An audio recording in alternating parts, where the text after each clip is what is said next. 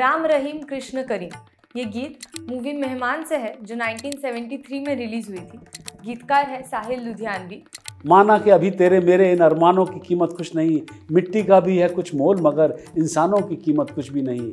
इंसानों की इज्जत जब झूठे सिक्कों में न तोली जाएगी, वो सुबह कभी तो आएगी, वो सुबह कभी तो आएगी। इधर मस्जिद उधर मंदिर, गुरुद्वारा इधर उधर गिरजा, ये सब घर हैं एक खुदा के, जिधर चाहे उधर गिर जा।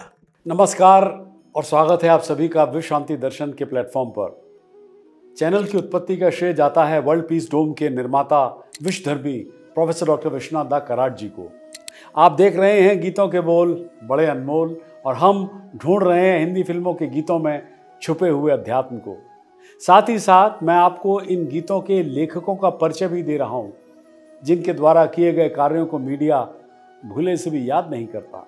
साहिर लुधियानवी को इस दुनिया से गए 4 दशक गुजर गए, मगर आप जब भी उनकी शायरी और फिल्मी नगमे सुनेंगे तो आपको यकीनन ऐसा महसूस होगा कि वो अब भी मौजूद हैं। वो अपने लेखन और फिल्मी गीतों में ही कहीं सांसें ले रहे हैं।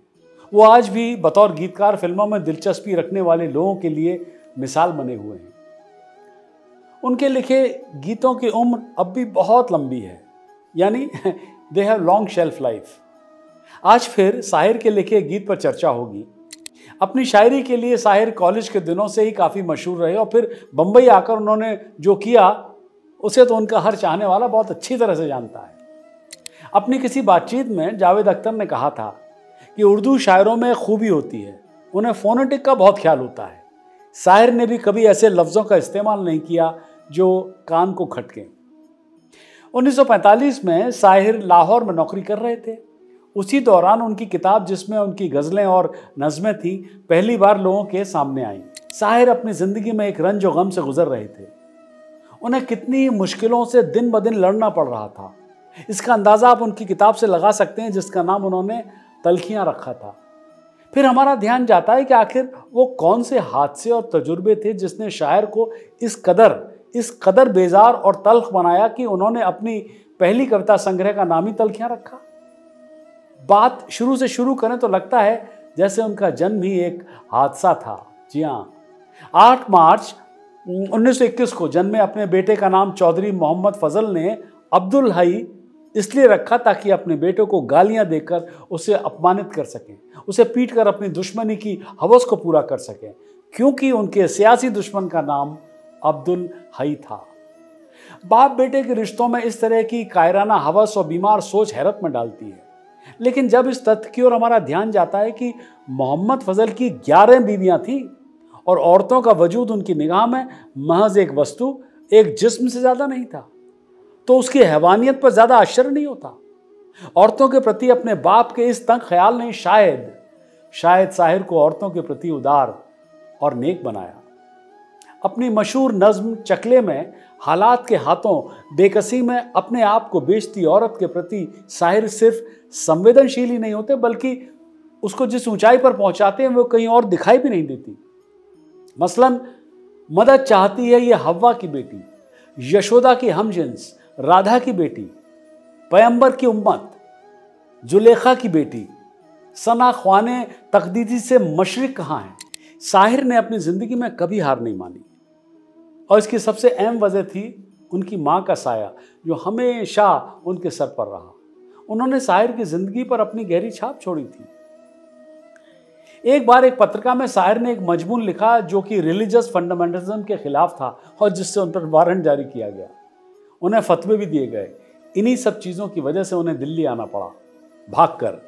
साहिर की ज़िंदगी में मुसीबतों ने उनका साथ यहाँ भी नहीं छोड़ा।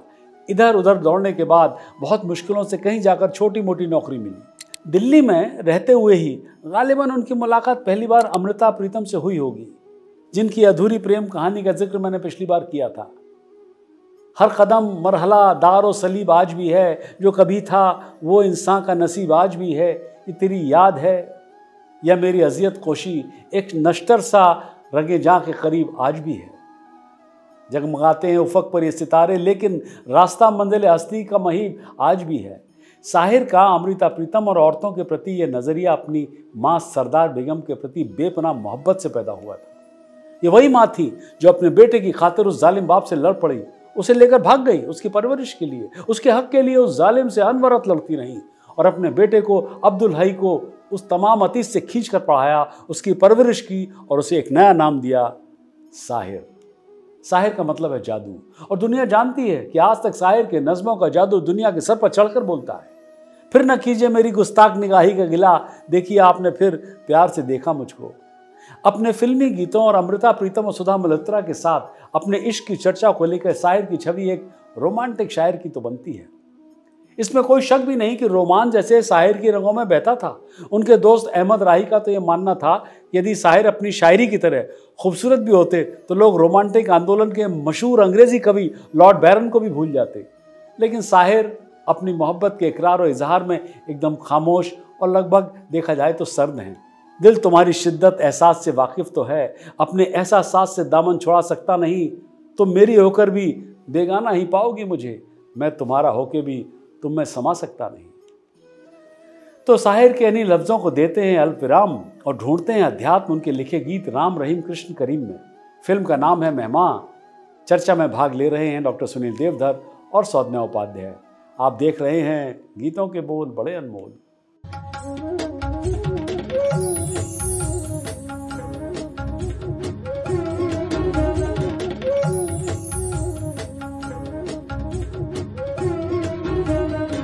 नमस्कार, स्वागत है आपका विश्व शांति दर्शन चैनल पर। आप देख रहे हैं गीतों के बोल बड़े अनमोल। हम सभी कितने ही अलग हो, culture wise, religion wise, caste, creed, हमने खुद ही कितनी विभिन्नताएं क्रिएट की, लेकिन at our core we are all the same. हमारा आज का जो गीत है वो भी इन विभिन्नता में एक एकता को दर्शाता है।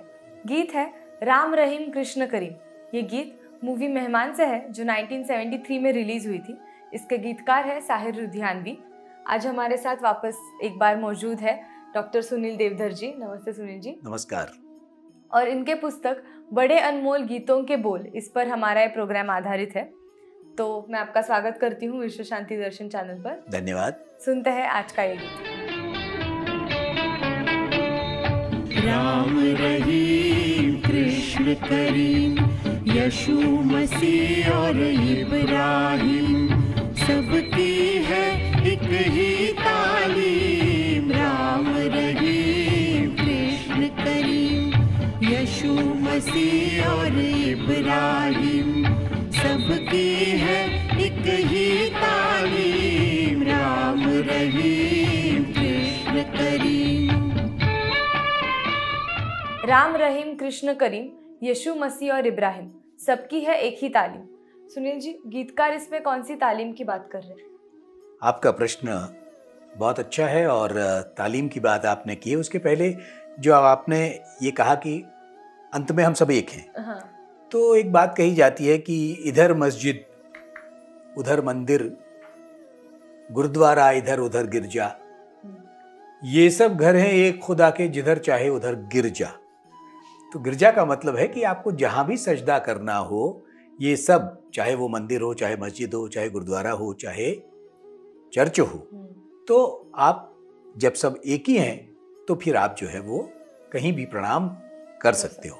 अब आपने कहा कि तालीम कौन सी है, तो तालीम तो यही है ना कि कहा जाता है कि मान लीजिए कि एक वाक्य हमने कहा कि सत्यम वद धर्मम चर, कि सत्य बोलो और धर्म पर चलो। तो सभी में ये एक ही तालीम है। हम एक आपको इस्लामिक साहित्य का उदाहरण देते हैं कि अपने खिलाफत के ज़माने में हज़रत उमर वो बाहर निकला करते थे देखने के लिए कि आम जनता क्या सोच रही है। तो इसी तरह वो एक बार निकले हुए थे और उन्होंने पाया कि एक माँ अपनी बेटी से कह रही है कि दूध में पानी मिला दे, क्योंकि जब लोगों का आना जाना बढ़ जाएगा तो लोग देख लेंगे, इसलिए अभी कोई नहीं देख रहा है तो इसमें पानी मिला दे।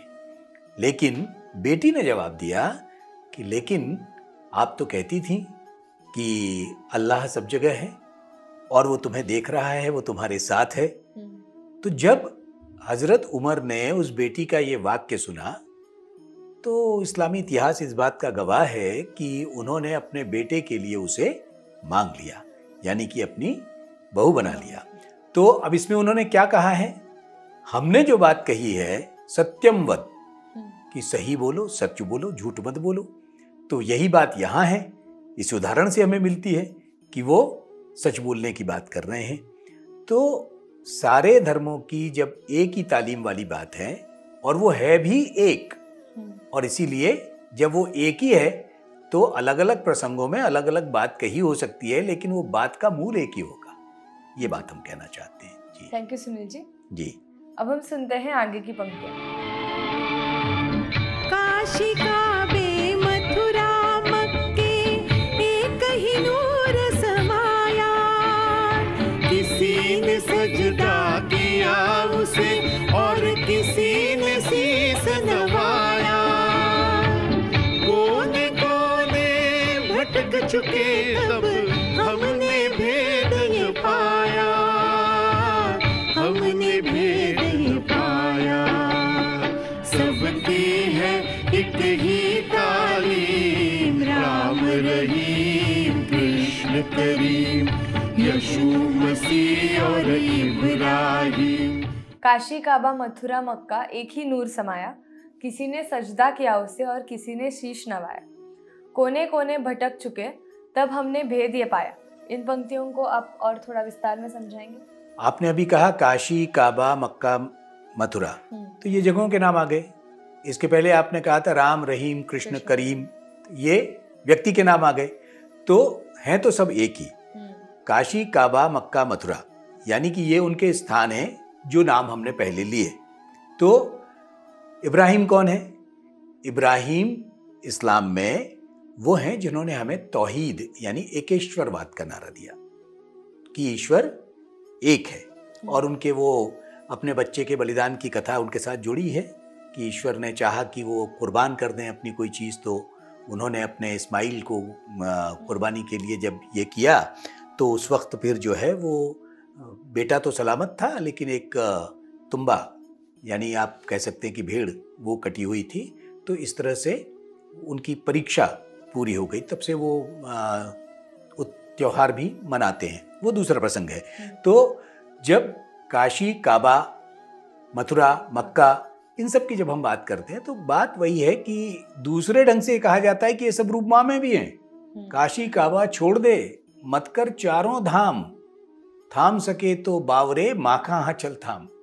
तो अपनी माँ में भी आप ईश्वर को देखते हो, और इसीलिए हमारे धर्म ग्रंथों की पंक्तियां भी लगभग एक सी हैं, जिनमें आप ये पाएंगे कि बात वही वही कही गई है, भाषा बदल जाती है। जैसे अब गीता में अर्जुन कहता है कि पितासी लोकस्य चराचरस्य, सारे चराचर का एक ही पिता है। कुरान कहता है कि अल्लाहुल्लज़ी खल्क़स समावाति वल अर्द, इसका मतलब भी वही है। इसके बाद गुरु ग्रंथ साहब कहता है कि एक पिता एक असके हम वारिक, पिता एक ही है, उसी के हम सब पुत्र हैं। बाइबल कहता है one God and father of all, उसका मतलब भी एक ही है कि पिता एक ही है। तो चाहे आप व्यक्ति का नाम लें और चाहे आप जगहों का नाम लें, मतलब तो एक ही है, और सबकी तालीम भी एक ही है, जो हमने आपको एक उदाहरण से भी बताया। जी, थैंक यू सुनील जी।